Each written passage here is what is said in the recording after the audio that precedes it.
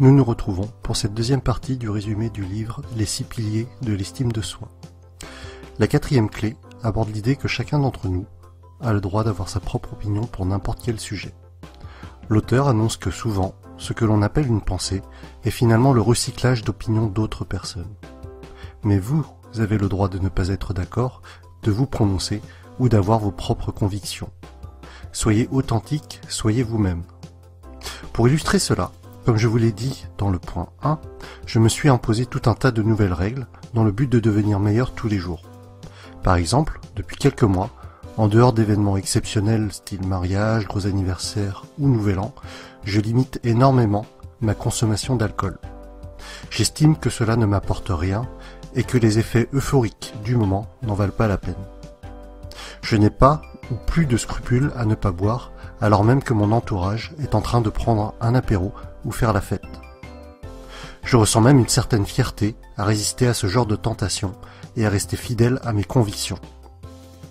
Le quatrième pilier est la pratique de l'affirmation de soi. Le cinquième pilier est le fait de vivre avec un objectif déterminé. Ici, on rejoint l'habitude numéro 2 que l'on avait abordée dans la vidéo Les 7 habitudes du livre de Stephen Covey. Avoir des objectifs clairement identifiés par vous-même va donner une direction à votre chemin. Vous souhaitez vivre une relation amoureuse épanouie, alors traitez votre partenaire avec respect. Vous souhaitez avoir du succès, étudiez les personnes qui en ont eu dans la branche que vous désirez. Ces derniers temps, en voulant faire un petit sondage, j'ai demandé à des personnes de mon entourage les buts qu'ils s'étaient fixés récemment. Et j'ai entendu « Oh, tu sais, moi, ce mois-ci, si je pouvais juste payer mes factures, ça serait pas mal. » Effectivement, payer ses factures, c'est un but comme un autre. Mais est-ce un objectif motivant, qui va vous faire bondir du lit le matin avec entrain? En ce qui me concerne, je rêve de mieux que ça, et je mets tout en place pour y arriver. Ce sont nos buts qui nous poussent de l'avant, qui nous motivent à agir. Pour s'en souvenir, voici ce que disait Oscar Wilde. Il faut viser la lune, car même en cas d'échec, on atterrit dans les étoiles. Alors n'hésitez pas à viser haut, et ayez confiance en vous, vivez avec un ou des objectifs déterminés. La sixième et dernière clé est la pratique de l'intégrité personnelle. L'intégrité, c'est la concaténation de nos pensées, de nos convictions, de nos dires et de nos actes.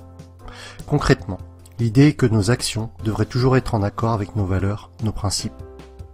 Si je pense à quelque chose, mais qu'en réalité, mon comportement est totalement contraire, alors une petite voix intérieure ne manquera pas de me le rappeler. Et mon estime de moi-même en sera touchée en conséquence. Cette idée d'intégrité, elle est valable dans tous les domaines. Ça peut être au niveau alimentaire, vous savez qu'il est mal de manger ce paquet de chips, et pourtant, vous n'arrivez pas à vous en empêcher. Vous vous empiffrez, et après avoir englouti le tout, vous commencez à regretter. Ça peut être au niveau relationnel. Vous appréciez réellement un de vos collègues Georges, mais votre chef, pas vraiment. Et pourtant, vous vous moquez régulièrement de Georges, juste pour bien vous faire voir de votre supérieur. Là encore, en prenant un peu de recul, vous allez finir par regretter et votre intégrité sera atteinte.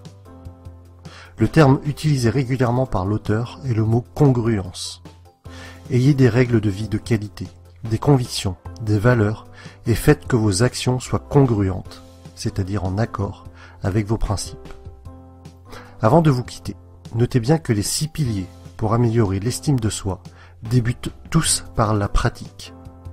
Cela implique donc que ce ne sont pas des choses qui sont acquises, mais bel et bien des actions qui doivent être mises en place pour gagner ou entretenir son estime de soi.